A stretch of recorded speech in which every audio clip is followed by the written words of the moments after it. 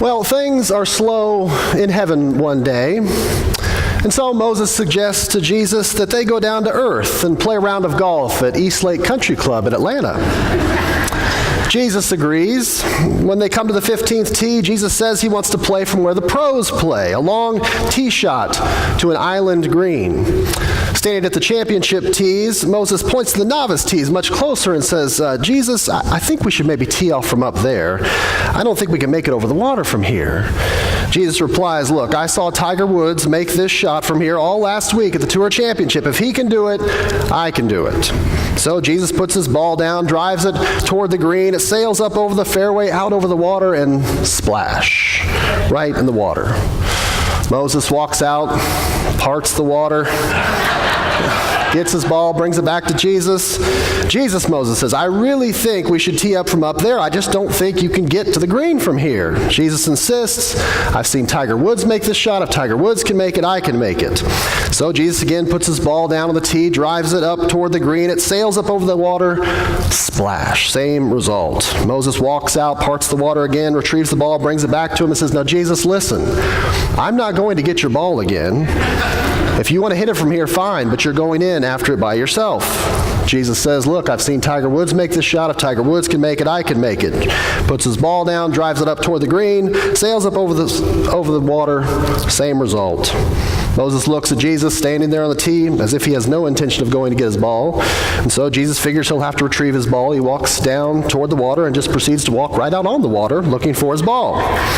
Moses is still back at the tee when a foursome comes up by them and sees Jesus walking on water. One of them says, holy mackerel, who does that guy think he is, Jesus? To which Moses replies, no, that guy thinks he's Tiger Woods.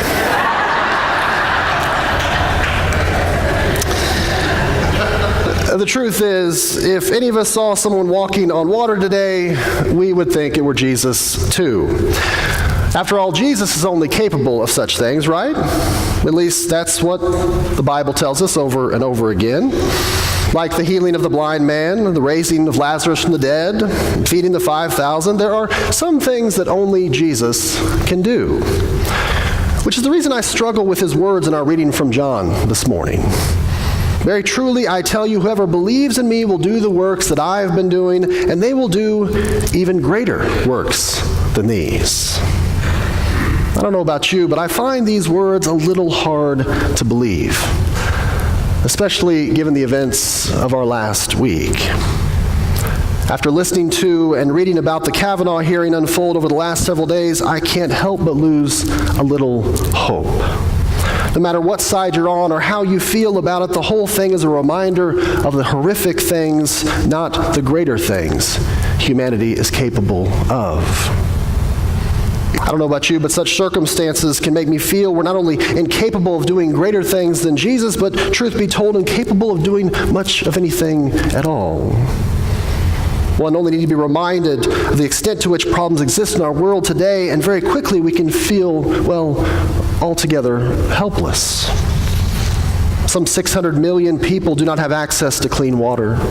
Almost 800 million people suffer from chronic undernourishment and hunger. 1 million people in our world last year committed suicide. In the face of overwhelming questions and problems, one can only ask, what can I really do?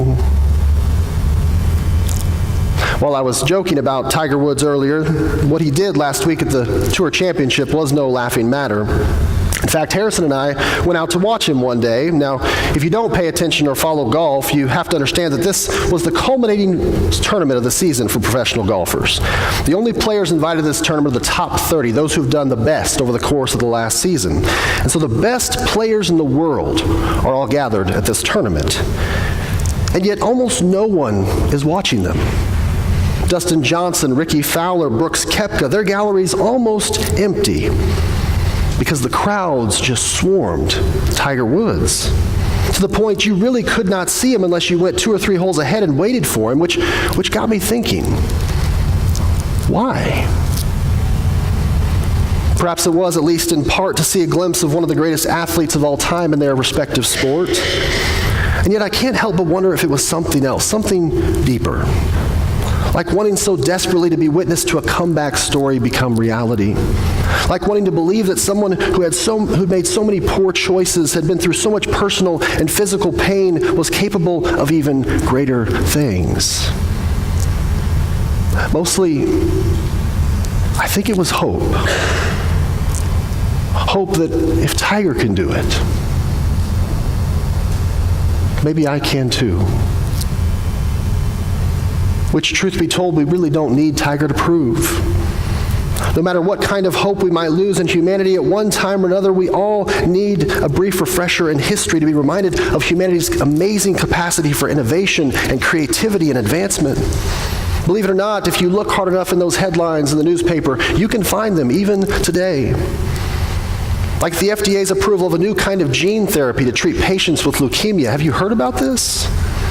It's the first cell-based therapy ever approved in the United States. The treatment involves removing immune system cells known as T cells from each patient and genetically modifying the cells in the laboratory to attack and kill leukemia cells. Genetically modified cells are then infused back into the patients. They're calling it the first ever living drug, better known as CAR T-cell therapy, which has the potential to literally save the lives of the more than 3,100 patients diagnosed under the age of 20 every year.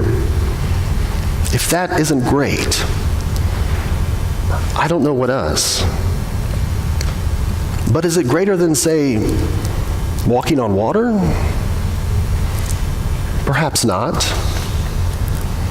And yet I wonder if that was Jesus' point. I mean, Jesus did not perform miracles to put on a show. He didn't heal the sick and raise the dead to prove his divinity. He did those things out of love for God and for his neighbor, which makes the greater things not necessarily the more miraculous thing, but rather the more faithful thing, which we see all the time. In fact, I think we've even come to expect it. I remember just before Hurricane Florence blew into the East Coast, one news commentator at the end of his show said something like this: "Today we may be arguing about politics or blaming each other for the problems of the world, but you watch, tomorrow we'll be helping one another. All those things we're arguing about today, race and religion and socioeconomic status and orientation and age, none of them will matter tomorrow. We'll all come together and we'll serve our neighbor regardless of any of those things that separate us." It's really rather remarkable. And he's right. One 4-year-old girl in Chicago whose name happened to be Florence found out about the storm and she wanted to help. So she went to her school the next day. She asked her principal if the school could start collecting supplies to send to the coast for relief efforts. The principal agreed. Word spread, and all of a sudden, supplies started showing up in droves. A picture of Flo next to the pile of supplies went viral on social media, and immediately supplies started being delivered from all over the world. The school ran out of storage. Flo's family started putting things in their home. They ran out too. The neighbors started supplying and storing all these goods. Unfortunately, it takes devastation and destruction to remind us of that which we are truly capable. In fact, I suspect if Jesus were around, he would say, "I told you so." Because the greater thing for Jesus throughout his ministry is not necessarily the more extraordinary thing, but the more generous thing. It's offering that act of love over that act of hate. It's taking the higher road over spending your energy digging up the dirt. It's choosing life over focusing on death. You see, Jesus knew that's the way God's love works. When we choose to share that love, it has a way of multiplying, of growing, of overflowing, of, yes, even doing greater works than Jesus was able to do on his own. And we're all given these choices every day. We're constantly faced with decisions about which is the greater thing. Will we spend our precious time and energy scrolling through social media, writing critical comments on everything we don't like or with which we disagree, or will we spend that same precious time and energy doing something to tangibly rectify those problems about which we're constantly complaining? Will we brood all week about how our favorite sports team lost and the referee who obviously missed that call, or will we spend that same time and energy doing the thing we believe God is calling us to do with our lives? Will we spend our money on those things that we buy just to fill a void because we're bored? Or will we give that same money to a cause we know will transform lives and ultimately bring us true joy? Keith Pugmire was faced with a similar decision about 10 years ago now. I saw his story on the nightly news recently. When he discovered that his neighbor, Kathy Felt, had multiple sclerosis and had progressed to the point of causing her to be wheelchair-bound, he knew he had a difficult decision to make. After all, he understood Kathy's situation best. She couldn't afford long-term care. She had no family around to help. And so one afternoon he went to Kathy's house and he offered his help to make sure that she could get transferred to her bed every night and to her wheelchair every morning. Despite her reservations, the next day he had a list of 60 men willing to help with this effort. And every morning and night, these men, in teams of 2 for the last 10 years, have made sure that Kathy does not have to leave her home and lose all that she has. That doesn't mean it's been easy. Another neighbor, John Keller, described it as more of an evolution. He admitted at first the only reason he agreed to help Kathy was so that he would look good. It's hard for me to admit, he said. But then something happened to me. I experienced God's love in a way I had not before. It's like it was spilling out of these people onto me. And I couldn't help but share it with Kathy and everyone I meet now. That's the way it goes, I guess. What appears to be a burden turns out to be a blessing. Of course, Kathy put it this way.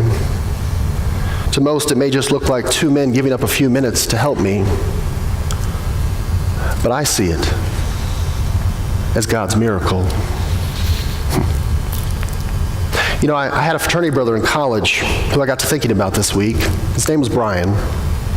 He was always hanging around the fringes of every group, and whenever anyone was about to do something they probably should not have been doing, he would step in and he'd say, "Hey, what are you doing?" It was like clockwork. You almost didn't even know he was around. And about the time things were getting interesting, he'd come around and say, "Hey, what are you doing?"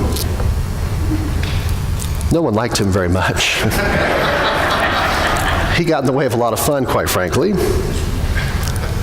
But he was usually right. He forced us to stop and before anyone took another step, think for a moment about what we were really doing. And isn't that ultimately what stewardship is really about? Asking not the powerless question, what can I possibly do? But rather the empowered question, what am I doing? Because in the end, whether we believe it or not, we all have power. Literally just being alive, human beings emanate about 100 watts of power in a given moment, but more importantly, God has given the power of life, of seconds, of minutes, of hours, of days, of months, of years to do something, not just anything, but greater things. Despite how helpless or hopeless we might feel today, I promise you greater things are to come. They always do. Because someone somewhere will make a choice, a selfless decision to do the more faithful thing for someone else. It might even be you or me. Because our time has come and it will come again. All of us at some point in life find ourselves in circumstances with hard choices about what is the greater thing. Just remember when you encounter it, it doesn't have to be the more grandiose thing. In fact, Fred Craddock used to say, we all think that living a life of faith is like taking $5,000, put it in the offering plate and say, there it is, God, everything I have, it's all yours, when in fact, a life of faith is living all those smaller acts of kindness, 25 cents here, 50 cents there. We're not talking about miracles. Jesus doesn't mean that we need to be all that grand. Just that what we're doing is faithful, kinder, gentler, more loving, more generous. So let that person pull out in front of you when you're stuck in traffic. Hold that door for the person coming in behind you. Take a moment and write that note to that person for whom you are grateful. our lives are a precious, sacred resource that, according to Jesus, are fully capable of doing so many more greater things. So, hey, what are you doing?